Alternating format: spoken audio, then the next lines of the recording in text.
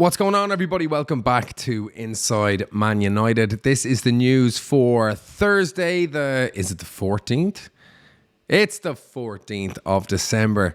Hope everybody's having a good December, getting your Christmas shopping done nice and early and having lots of delicious creamy pints of Guinness and whatever else you're having yourselves. It's always a good month for everyone except United fans.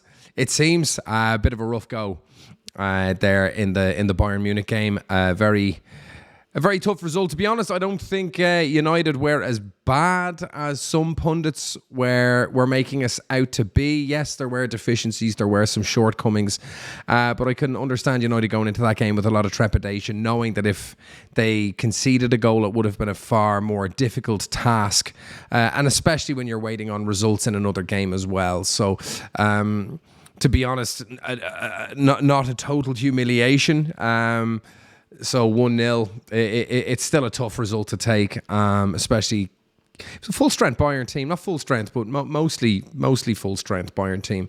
And, I don't think it was as bad. Put one shot on goal when we needed to score, not great. But this is a team in disarray. He doesn't have much of a first team to really rely on. A lot of people out, sick, injured, out of form. I do kind of feel sorry for Ten Hag, but I do understand why he's being beaten over the head with some of the things he's saying and decisions he's making. But to be honest, all things considered, I'm kind of glad United aren't in the Europa League. We're out of the League Cup. I think what we need to do is consolidate with all our injury troubles, having, anywhere between 6 and 13 fewer games, or even 20 fewer games if you want to include some of the cup competitions for the rest of the season, I think is going to do as well. Obviously, we don't get to see as much football, but I think for the team and the squad and the club, it's probably going to be a good thing. It worked out very well for Arsenal last year. They were out of every tournament bar the Premier League, and that worked in their favour massively. I'd rather see us out of the Europa League than trying to stretch the squad thinner than it already is, trying to compete on that front. So a disappointing evening, and Liverpool on the way on the weekend with Bruno out, Shaw and Maguire potentially out. It could be a pretty tough weekend, and could pile a lot more pressure on Ten Hag than is already there. But let's see what happens. But we've got a lot to cover today, so lots of news to get stuck into. So let's have a look at the headlines. Coming up on today's episode, Peter Schmeichel weighs in on the United squad after United's Champions League exit to Bayern Munich, saying the midfield seems to be confused with what their job is. United linked with about 4 strikers, but it's another Dutchman who could arrive first. Erik Ten Hag provides a brief update on Harry Maguire and Luke Shaw injury in the lead up to the Liverpool clash. £70 million United star showing big desire to leave as Ten Hag puts 5 players up for sale. Palace stun United with first approach for Ratcliffe target as Nottingham Forest also lurk. And Ratcliffe had enough of ONANA with a La Liga-based giant next on his transfer list as United eye up a new goalkeeper. All that coming up.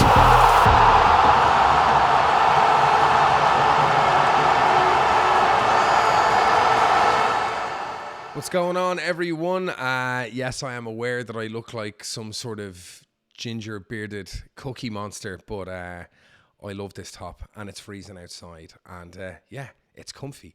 And just want to a little comment. Some of the comments I got on the previous video seemed to think that I was directly blaming Mason Mount for United not signing Kane, which I wasn't alluding to at all, but I always enjoy the comments. The negative ones or the more critical ones are always the most entertaining and always interesting to read. So for anyone out there leaving comments that think that I was directly blaming Mason Mount for us not getting Harry Kane, I am but a vessel for the news and headlines.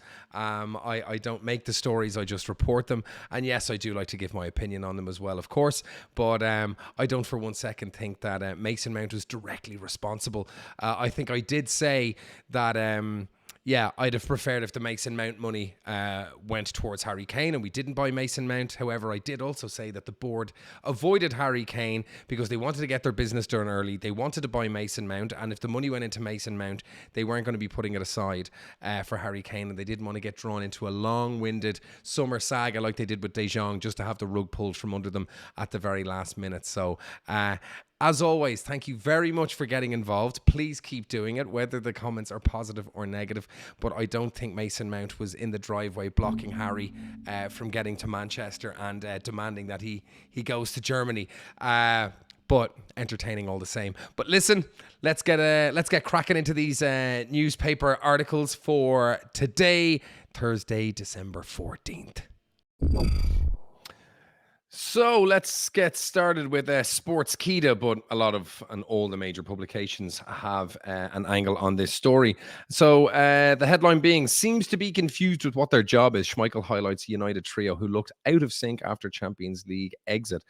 United looking not amazing yesterday, but after the 3-0 shellacking at the hands of Bournemouth, I'd say United were very nervy going into this game and certainly did not want to be conceding early and giving themselves a mountain to climb, maybe hoping to sneak one in the last 20 minutes maybe and then kind of shut up shop. He goes on to say the Red Devils started with a midfield of Bruno Fernandes, Scott McTominay and Sofian Amrabat. Schmeichel has criticised the trio's performances, claiming they appeared disjointed and confused. I have to be honest, right from the word go, I never felt there was a goal coming. Never at any point. Correct me if I'm wrong. I don't think we created a single chance all game. I think we'd 4 shots and 1 shot on target in total. There isn't a lot of pace in the team. You've got a little bit on the left wing, a little bit up front, but then you've got a midfield who seems to be confused at what their job is. Some are pressing, some aren't pressing. They leave the massive gap between the defenders and the front players, and it's like 2 linear lines, which is true. Everything seems a little bit out of sync. I mean, listen, Arsenal and a few other teams, they've kind of brought into fashion this idea of 2 banks of 5, but you need to have a very disciplined team. They need to keep the space between them quite well monitored, shall we say, and it's not something we've really been able to do. Schmeichel having a say there on the midfield. And I mean, what are your thoughts? Leave your comments. I mean, it's hard to disagree with them. They were a little bit confused, and to be honest, it's one of the main things I think people can criticize Ten Hag for is Kobe Mainoo and Mabry should be playing instead of McTominay, because there's no point having a player who should be a midfielder acting as a number 10. Yes, he's been scoring some goals. He's probably getting a little bit excited, wants to get forward more and be the hero, which he's been on a couple of occasions. It's addictive wanting to be that kind of player, especially when you've got that ability and you've been kind of kept in a more withdrawn role in the team for so long. But we have Bruno there, and oftentimes we'd see Bruno hanging back because McTominay was trying to get forward, and Ten Hag should know better than to have McTominay as a midfielder marauding forward when that's really Bruno's job. And then you've got Sofian on his own. We had the exact same problem with Mount and Fernandes. Mount just wanting to bomb forward because that's what he does, and if you're going to give McTominay license to do that, you're going to cause problems in the midfield, and that's exactly what happened. And there's no point having a guy like McTominay in the team if he's not going to do his job, which is to be a number 8 or another number 6, and he just wants to be a 10. So it's a bit of a black mark on Erik Ten Hag's kind of strategy and tactics, where he continues to play McTominay when he's not really very good at being a midfielder. He just wants to maraud forward and try and bang in some goals. And while it has worked, it doesn't mean that it's a good strategy. Flukes are great. They're welcome. You ride the wave when you have them, but you can't be building sustained progress and performance off the back of players essentially being out of position. Anyway, that's what Schmeichel had to say, and I think we can all agree. He also did have something to say about the United crowd, and I think their United fans are getting a bit jaded. He said that it was very quiet. The stadium wasn't full before kickoff, and the crowd didn't really get behind the team until about the 51st minute. I think he was quite specific with that. I think United fans are getting very jaded with this club, and it's hard being a United fan because it's quite an unlikable team in many regards. Between Anthony and Greenwood, people kind of turning against Rashford, Martial not really trying, stuff with Casemiro and Varane, Onana, people not really getting behind him, Maguire being a figure of fun for the last few years, and it doesn't seem to be a team that's easy to get behind as a fan, which is a shame. And I think it's getting worse and worse with each passing week. But hopefully in January, when Ratcliffe and his team come in, there's a little bit of a rescue job to be done there. So United linked with 4 strikers, but it's another Dutchman who could arrive first. Let's get rid of this. There we have a picture of Lois Openda, the Leipzig striker.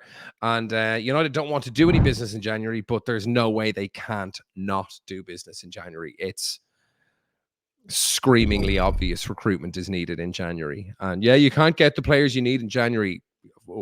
We don't have any players in our squad that we want or need, so we need something fresh. It's quite clear. Yes, we're going to have Mount coming back, which is good news. It's always good to have fresh bodies there. People coming back from injury. Hopefully Martinez, he's back training apparently on grass, running. He'll be back hopefully, if not by the end of January, certainly in early February.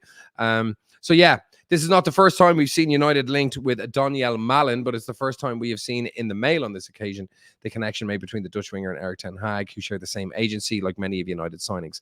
They're trying to beat the club and Ten Hag over the head with this, but it's very common for certain managers to have relationships with certain types of agents. And then, it happened with Mino Raiola, it happened with Jorge Mendes, now it's happening with other agents. This is nothing new, so don't allow the papers to kind of sway you towards this kind of Ten Hag is corrupt and only getting players that he knows well and he's probably getting a kickback. It's all bullshit.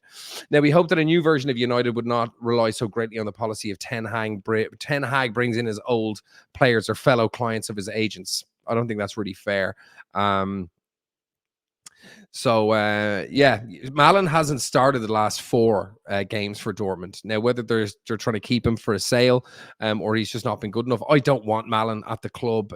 He's an average kind of attacking winger for the Bundesliga. I don't think he's going to do much at United. I don't want another Anthony, essentially, or another, Elanga or whatever you might want to say. I'd have Elanga over any of them at the moment. It would presumably all depend on Dortmund being keen to try and recreate some Sancho magic. Okay.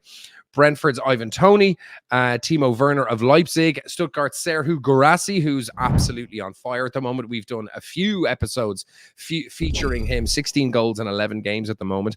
While centre-back targets include Everton's Jared Branthwaite, I think he's 6'5" English centre-back Colossus, who had a lot of success with the England Euro under-21s, I believe. And then, of course, Jean-Claire Todibo of Nice. So, I'm hoping we get Todibo in because we just desperately need some reinforcement. And now with Maguire getting the groin injury and Shaw, it's just stretching an already completely stretched backline. Excuse me. Openda door. United interested in signing Leipzig man Lois Openda, but there's zero possibility of any deal being done in January for the Belgian striker who only joined from Lens in the summer, but he scored 14 goals already for the German club, including 3 in 2 games versus City. Openda's Leipzig contract contains a release clause of 70 million. Not the worst, not the lowest, but not the worst. And it's only valid from the summer of 2025.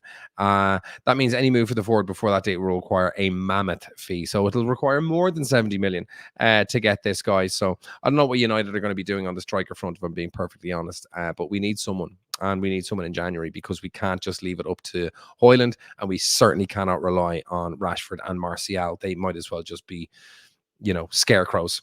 And that is it. So United linked with all the strikers. I'd say Ivan Toney is probably looking at a move to Chelsea, to be perfectly honest. But this man, Lois Openda, seems to be the main man that are in United sights, according to this publication, at least. Erik Ten Hag providing a quick update on Maguire and Shaw, which, to be honest, isn't much of an update at all. So Erik Ten Hag in the dark about Maguire and Shaw condition after the duo went off injured in United's loss to Munich. So what happened? Maguire pulled up. He has a groin injury. You could see him kind of mouth it to Anthony, a few of the lads that were around him. And United obviously losing 1-0 yesterday. There's poor El Harry on the ground being seen to. When Ten Hag was asked about this for an early assessment of the injuries, he said we have to wait 24 hours and then an assessment and a diagnosis. So we have to wait for it. So I would imagine, I would imagine, knowing our luck and given groin injuries, you need to be very, very careful with groin injury. So, but there's a few days. We've got tomorrow and Friday to kind of help the boys recover. And the bigger picture, the loss of Maguire and Shaw comes a massive blow to United. No shit. Defenders Martinez, Malacia joining Eriksen, Diallo, and Casemiro, who are also out injured. Marcus Rashford missed the midweek match due to illness as well. And of course, we're waiting for Mount to come back. Martinez, the list is still quite sizable. And what's next for United? Maguire has enjoyed an incredible resurgence in recent weeks, of course, but how things are going to go for United remains to be seen. And maybe that's Ten Hag there looking on the horizon for what's coming next. 70 million pound star showing big desire to leave as Ten Hag puts 5 players up for sale. Listen, this might be a case of Casemiro jumping before he's pushed, because as we know, Ratcliffe has never been a fan of that transfer. Not because of his views on Casemiro as a player, just the financial implications of a player like that being on our books with absolutely no resale value. Casemiro is going to be on 350 grand a week, which is 1.4 million quid a month, which is basically what? 15 million, 16 million quid a year. So getting rid of him now removes almost 70 million in wages. Now we might have 4 years left, so that's 60 million in wages saved off the bat. Now you're saying, well, you don't get the performances. He's clearly on the way down.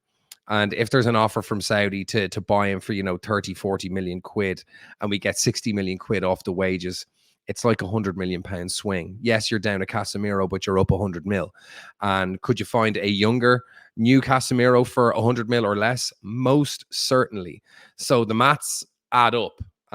So I would be not surprised to see Casemiro leave. Love Casemiro. Thought he was a revelation for United last year. I think we owe a lot of our success and stability and our progress last year to him. But he doesn't seem overly keen with what's going on at United. I don't blame him. It's an absolute dumpster fire. I think nobody expected it to be as bad as it is. I think there are better times ahead, if I'm being totally honest, with Ratcliffe and Jean-Claude Blanc coming on, and hopefully Paul Mitchell as sporting director. I am really looking forward to that trifecta coming in. It mightn't be Paul Mitchell, could be someone else, but who knows. Red Devils have failed to build on Ten Hag's good start. Things have turned a little bit sour due to off-the-field issues, injuries, etc. Casemiro, who moved to Old Trafford from Madrid for 70 million, has featured 12 times in all competition. The Brazilian was criticised for a number of displays. We're all aware of this, and he regrets having left Madrid to join a team where there is a worrying institutional instability. There was even talk that a lot of the kind of brass at United are passing things directly to Ten Hag because they're afraid if they go to the guys involved at the board and at the managerial level that nothing will be done. So Ten Hag is actually getting stuff sent to him directly because people are afraid it's not going to get to him if they go through the more traditional channels. Now, that's just a rumor, but a very worrying rumor if it's true. And now journalist Jorge Nicola claimed on YouTube via Sport Witness that a friend of his recently told him that he got the feeling from Casemiro that he has a big desire to leave United and join Bundesliga champions Bayern Munich. Makes sense. He'd have an absolute cakewalk in the Bundesliga. Guaranteed to get a Bundesliga medal, might get another cup medal, definitely going to get a nice fat long run in the Champions League and possibly win another Champions League medal. It makes sense, but what you're not going to get from Bayern Munich is a huge transfer fee for a player that old with this kind of injury record, with his current type of form, who's on 350 grand a week. So that's going to be a pretty tough transfer to get off the ground.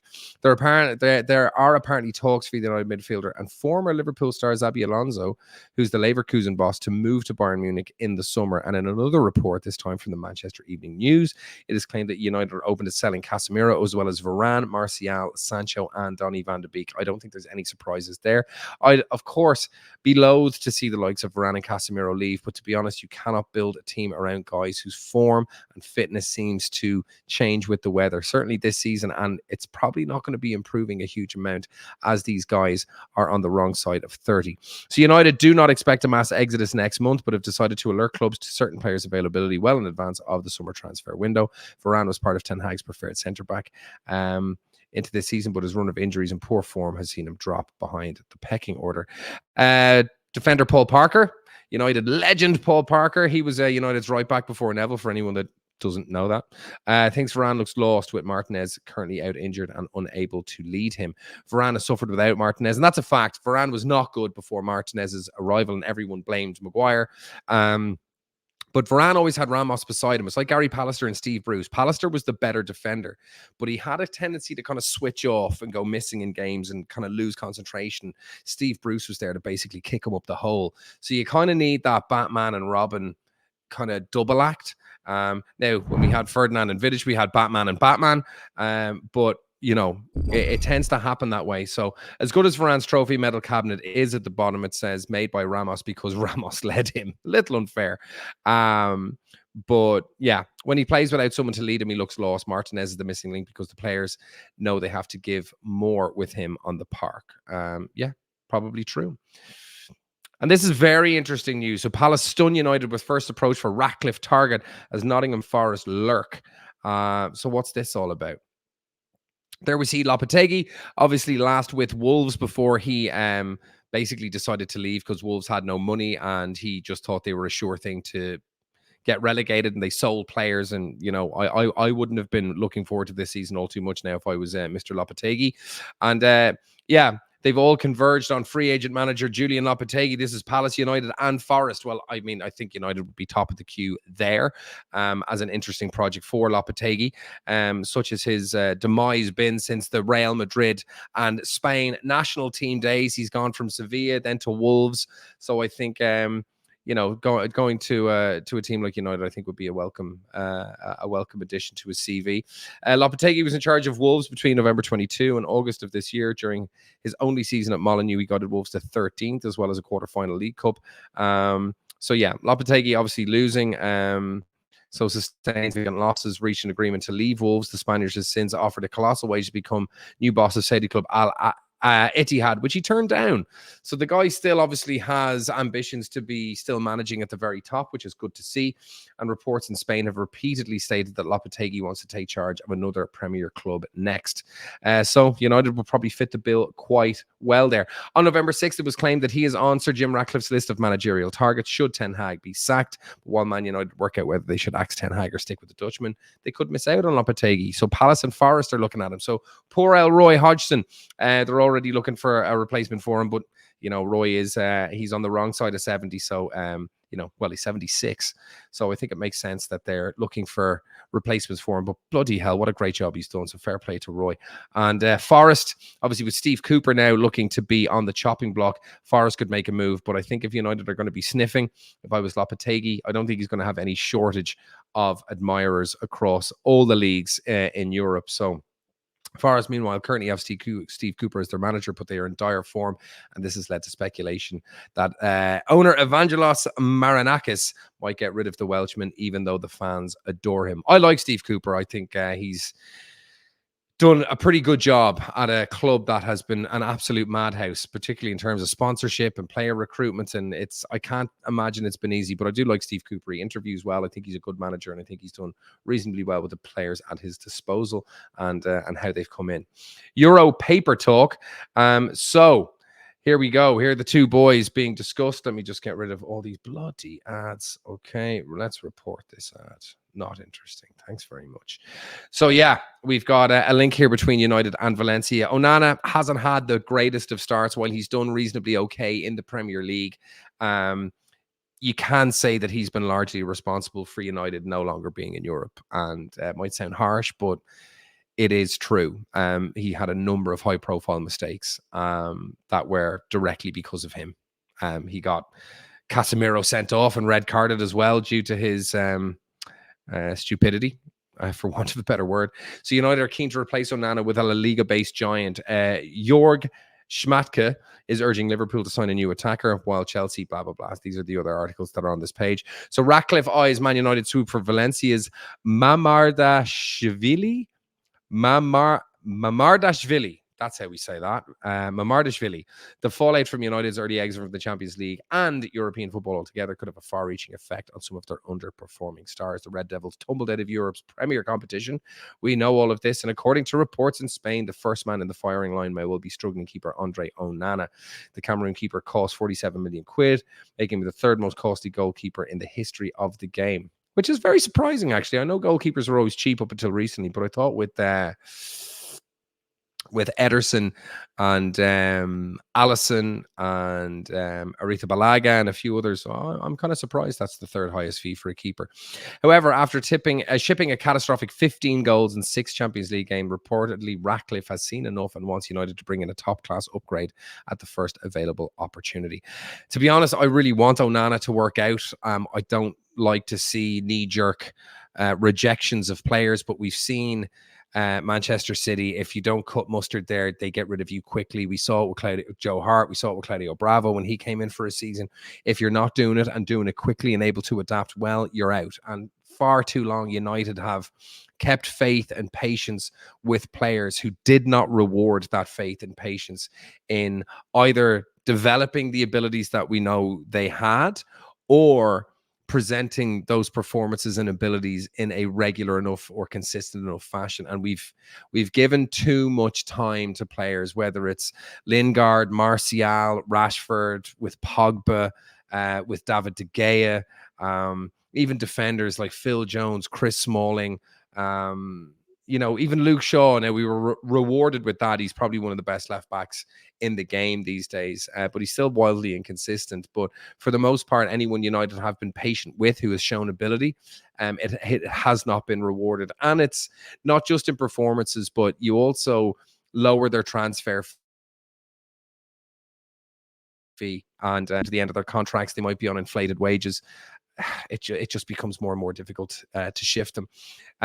So Georgi Mamardashvili is the person that's on United's radar. So while it's not clear if a move for the 6'6" Georgia keeper will be made in January, it suggested Ratcliffe is keen to make the move by the summer window at the latest. So Mamardashvili has established himself as one of the best around during his 2.5 seasons with Los Che. During that time, his value has shot up, but he's now believed to be rated in the 35 to 40 million bracket by the Spanish outfit. His performances have also attracted the attention of Chelsea boss Pochettino. They are definitely going to be going in for a keeper as well. Sanchez is not going to be the permanent fix there. And they've also had their goalkeeper troubles from Aretha Balaga, then Mendy coming in, Mendy bombing out, then Sanchez coming in as a kind of an emergency replacement. So they've kind of been in the United scenario of just been in need of a keeper, in keeper limbo for the last probably 5 or 6 years.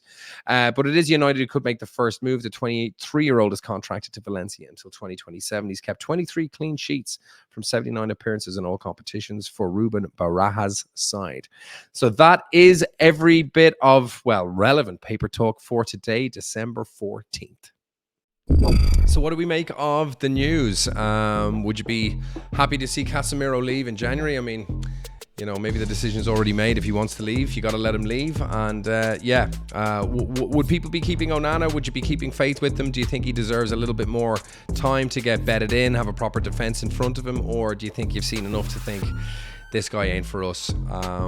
It's an interesting one. I would love ONANA to work out. I like his attitude, and I do think he's got tidy feet, but God, some of the things he did were unforgivable, especially from a guy who's in his first season. If you've got 2 or 3, good seasons behind you, and you drop a few clangers like that, which all keepers can do, you kind of give a player like that a little bit of leeway. Everyone's got mistakes in them, but when you do it so often and on the biggest stages for the biggest stakes in your first year, it's just one of those unfortunate things where it's not a good look. So I wouldn't be surprised to see him go. And to be honest, if we could get a more capable keeper in there, I'd be fine with seeing the back of ONANA if I thought we were getting a better replacement in, if I'm being perfectly honest. But I think there's going to be a big overhaul at that club between January and the summer. I think Ratcliffe's going to come in with the axe and swing it fast and swing it hard. As always, thank you so much for joining me. Leave a like, comment, subscribe, hit that notification button. Thank you very, very much for joining me, and I'll see you on the next one.